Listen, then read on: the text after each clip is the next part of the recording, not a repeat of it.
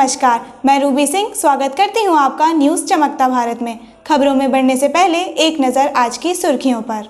शहर में युवाओं को नशे की गर्भ से बचाने में पुलिस को मिली सफलता। लगभग 3 किलो 500 ग्राम गांजा के साथ 2 आरोपी गिरफ्तार। अन्य कड़ी की तलाश जारी। कांग्रेस पार्टी द्वारा राकेश्वर पांडे के नेतृत्व ने बढ़ते पेट्रोल, डीजल और गैस दाम के विरोध में आदित्यपुर स्थित आकाशवाणी चौक पर प्रधानमंत्री नरेंद्र मोदी का पुतला फूंका। सरायकेला खरसावां जिले के रामकृष्ण फोर्जिन लिमिटेड के पार्ट 5 कोलाबीरा स्थित कंपनी में प्रेशर मशीन में काम के दौरान कामगार की मौत। शहर में युवाओं को नशे की गर्ग से बचाने हेतु पुलिस के हाथ लगी बड़ी सफलता। लगभग 3 किलो 500 ग्राम गांजा के साथ 2 आरोपी गिरफ्तार। अन्य कड़ी की जांच जारी।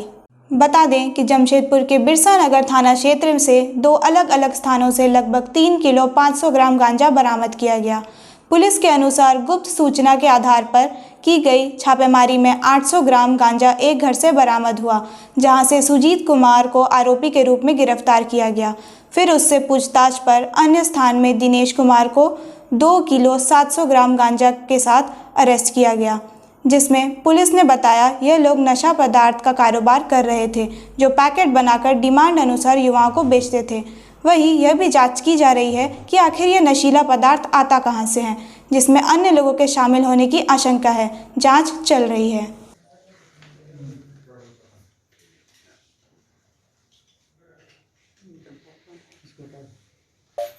बिरसा नगर थाना क्षेत्र में कल रात्रि में यह गुप्त सूचना मिली कि एक स्थान पर गांजा का स्टोरेज किया गया है और वहां पर उसे पैक करके बेचा जा रहा है।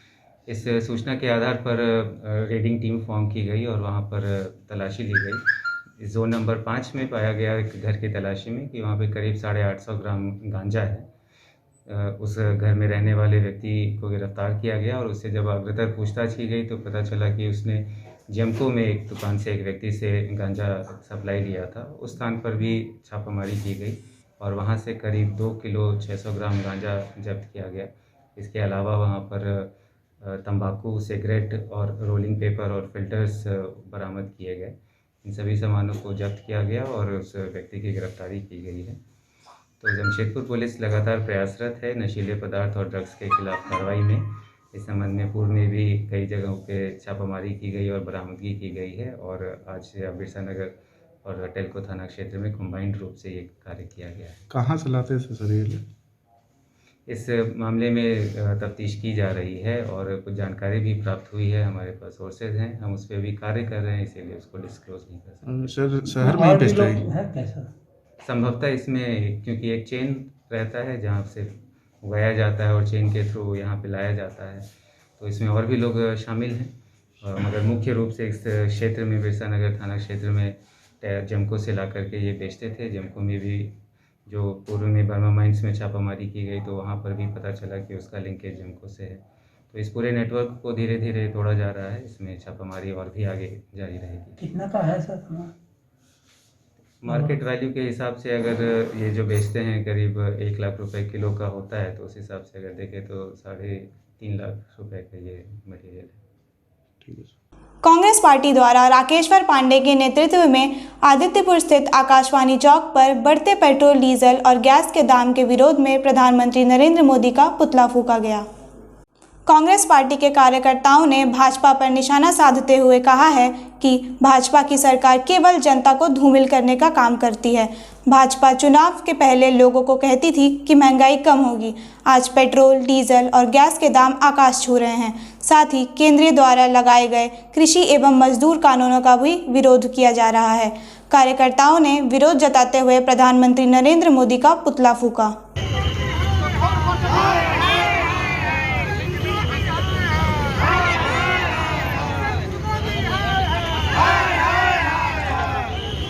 जो भी केंद्र सरकार पेट्रोलियम पदार्थ पर, गैस पर जो कीमत बढ़ाया है, इसके विरोध में आज जिला कांग्रेस, नगर कांग्रेस सारे लोग मिलकर के हमारे सीनियर गार्जियन राकेश्वर पांडे जी के नेतृत्व में आज यहाँ मोदी साहब का हम लोग पुतला दहन किए हैं। और जब तक ये गैस और पेट्रोलियम पदार्थ पर कीमत को नियंत्रण नहीं करेंगे, तब तक ये आंदोलन जारी रहेगी और हम लोग इसी तरह विरोध सड़क पर उतर के करते रहेंगे। ये हम लोग रेडियो स्टेशन आदित्यपुर के सामने में सब प्रोटेस्ट कर रहे हैं, रैली निकाल रहे हैं और प्रधानमंत्री मोदी जी का हम लोग पुतला दहन कर रहे हैं और उनके जो लिए गए निर्णय हैं मजदूर के विरोध में, किसानों के विरोध में, गरीबों के विरोध में, ये जितने राष्ट्रीय हमारे संसाधन अपने जो बैंक हैं, कंपनियां हैं जिसको प्राइवेट पार्टियों को बेचने जा रहे हैं उसका विरोध कर रहे हैं।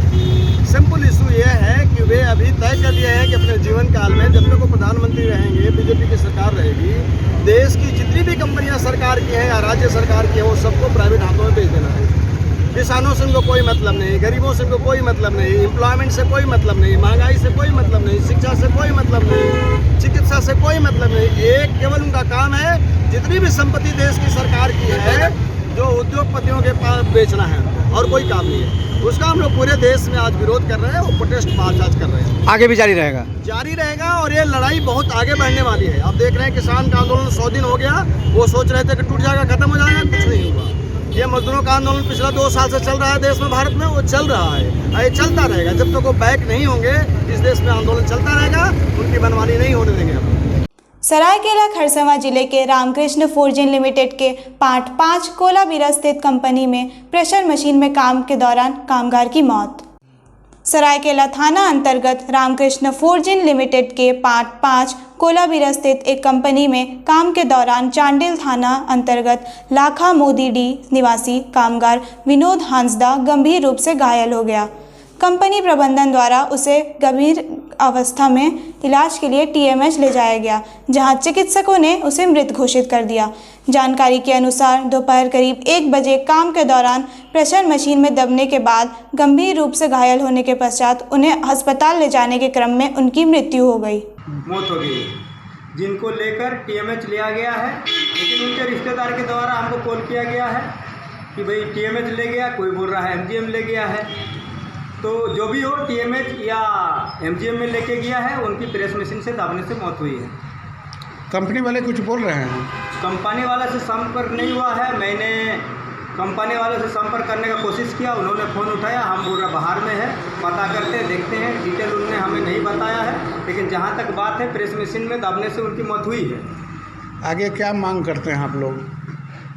हम तो मांग किए हैं, पिछले बार भी इन्होंने जो पहली बार फर्स्ट मई में इनका दुर्घटना घटी थी, ऐसे ही 2017 में उन्होंने उस समय भी इस तरह से दुर्घटना घटने के पास मौत हो गई थी एक व्यक्ति का।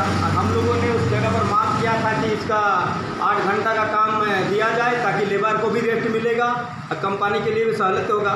कंपनी का मनमर्जी से 12 घंटा 24 घंटा काम करते रहते हैं, जिसके कारण से दुर्घटना घटी है और ये कंपनी की लापरवाही है। इसलिए अगर कोई भी व्यक्ति, अगर कोई मजदूर मौत हो जाती है कंपनी के अंदर में, तो उनको एक परमानेंट नौकरी मिलना चाहिए और उनके मुआवजा के लिए 25 लाख रुपए उनके परिवार को मिलना चाहिए। अन्यथा हम लोग जितने भी है, लोकल से लेके जो भी है, भारतीय जनता पार्टी के जितने भी कार्यकर्ता गेट में जाम करके उनको कंपनी के ऊपर उचित कार्रवाई करने के लिए मांग करेंगे।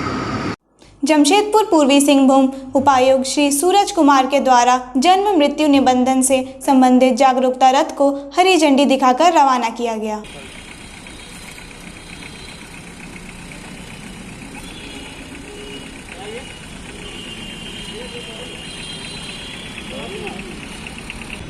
जैसा कि सभी व्यक्तियों को पता है कि जन्म और मृत्यु का निबंधन जो है वो आवश्यक है और इसी क्रम में कई बार ऐसा देखा गया है कि जागरूकता की कमी के कारण बहुत सारे लोग जो हैं वो अपने जन्म और मृत्यु का निबंधन जो है समय पर नहीं करवाते हैं।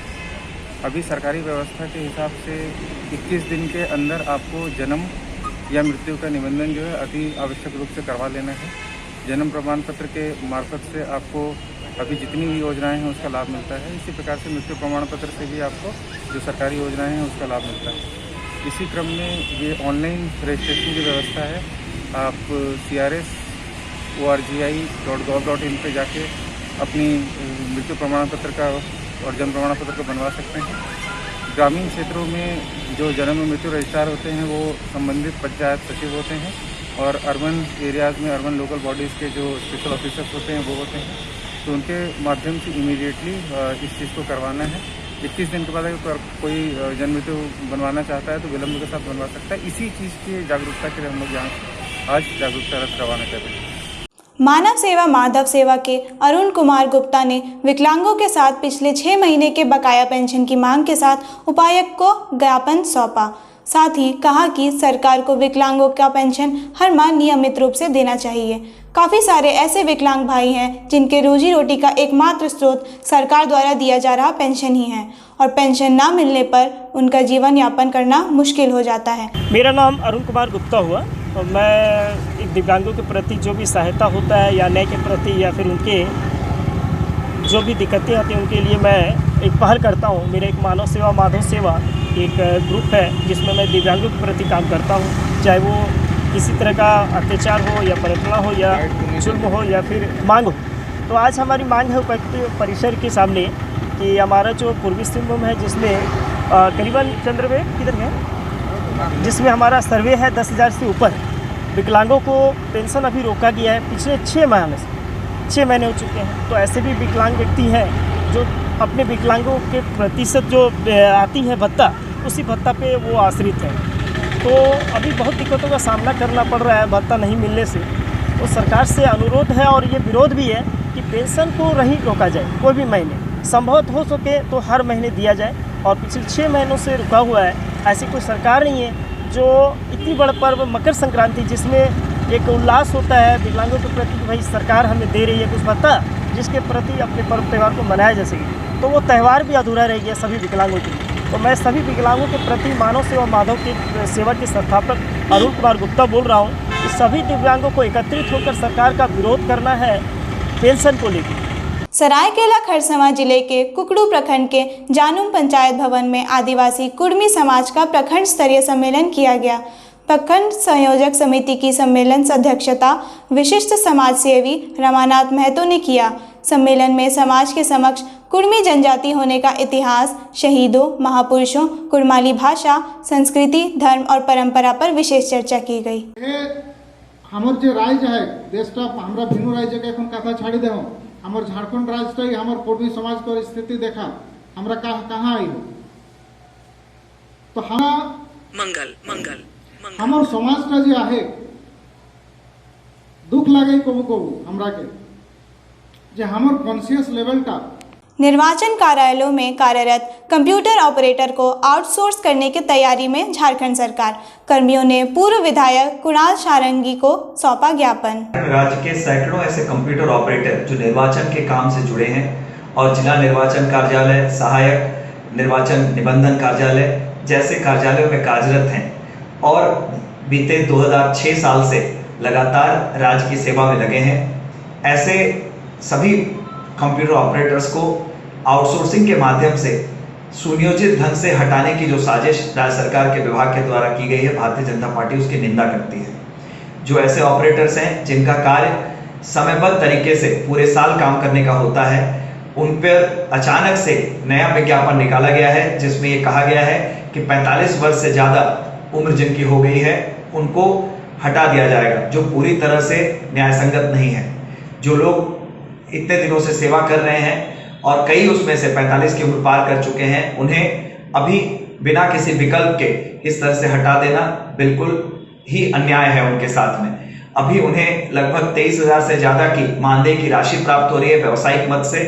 जो नया विज्ञापन निकाला गया है उसमें उन्हें 18,000 से ज़्यादा की राशि देने की बात की गई है और कई ऐसे भत्ते हैं जो कट जाने के बाद उनके हाथ में संभवतः 13-14 हज़ार रुपये आएंगे, जो एक बहुत बड़ी आर्थिक हानि उन्हें उठानी पड़ेगी। कोरोना के समय में इन्होंने निस्वार्थ भाव से राज्य की सेवा की है, निर्वाचन के से जुड़े कार्यों में अपनी भूमिका निभाई है। इसलिए माननीय मुख्यमंत्री महोदय इस पर संज्ञान लें और जितने भी ऐसे कंप्यूटर ऑपरेटर्स निर्वाचन से जुड़े कामों में लगे हैं उन्हें व्यावसायिक मद से जो मानदेय उनका भुगतान होता है उस व्यवस्था को यथावत रखा जाए और आउटसोर्सिंग की व्यवस्था लागू नहीं की जाए। सरायकेला खरसावां जिला के ईचागढ़ प्रखंड क्षेत्र के सोंगो जारगोडी में जेएसएमडीसी कार्यालय में प्रेस वार्ता का आयोजन किया गया। प्रेस वार्ता को संबोधित करते हुए जेएसएमडीसी लिमिटेड के सुपरवाइजर मनोज कुमार मंडल ने बालू को लेकर हो रहे सभी अटकलों को विराम लगाते हुए कहा कि जेएसएमडीसी का स्टॉकयार्ड लंबे समय से बालू बिक्री बंद है। बताया कि विभागीय आदेश के बाद रविवार से बालू दिया जा रहा है। प्रेस वार्ता कर कहा कि ग्राहकों द्वारा ऑनलाइन भुगतान पहले से ही किया गया है और बालू बिक्री बंद था। चालान का रुपये भुगतान के बाद बालू नहीं मिलने पर ग्राहक आक्रोशित थे। जेएसएमडीसी द्वारा सरोज जरगोडी बालू घाट से बालू उठाने का ठेका शिवम धीर एमडीओ को दिया गया था, लेकिन दिनांक 15/10/2020 को अंतिम बार क्रेता को लोडिंग देकर अचानक बिना सूचना का काम बंद कर दिया। लोडिंग देने के लिए अनेकों बार पत्र निर्गत कर काम चालू करने के लिए कहा गया, परंतु काम शुरू नहीं किया।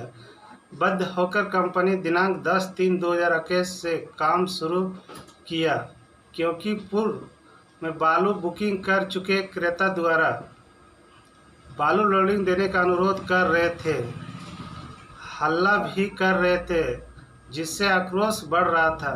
3-4 महीना से काम बंद रहने से कंपनी एवं सरकार को राजस्व की आर्थिक क्षति हो रही थी। यहाँ पर कोई गलत काम नहीं हो रहा है, सब चालान से माल जा रहा है। थाना प्रभारी महोदय को भी सभी चालान की प्रति एवं कागजात सौंप दी गई है।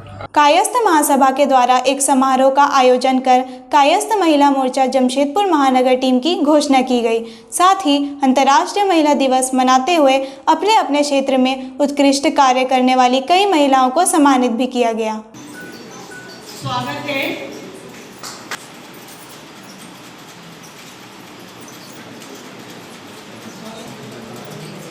हम लोग जमशेदपुर महासभा कायस्थ महासभा की महिला प्रकोष्ठ की ओर से महिला दिवस मना रहे हैं और महिला प्रकोष्ठ की टीम की घोषणा कर रहे हैं। तो आज हम लोग महिला दिवस के अंतर्गत अपने अपने क्षेत्र में अग्रणी जो रहती हैं महिलाएं, उनको हम लोग सम्मानित कर रहे हैं। जैसे कराटे के क्षेत्र में रितिका,